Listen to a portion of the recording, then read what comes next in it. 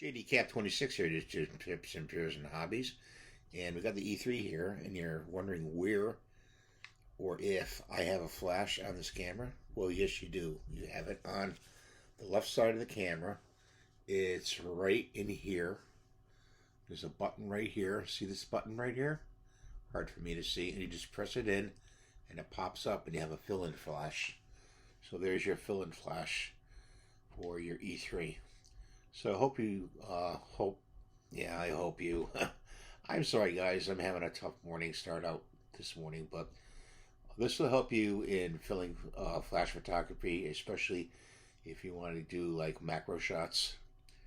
And you just pop it right back down, and there you go.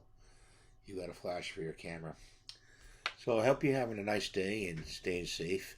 It's Memorial Day today. And try to get a cookout in if you can in between the raindrops. I know here it's raining. And have a good time. Enjoy.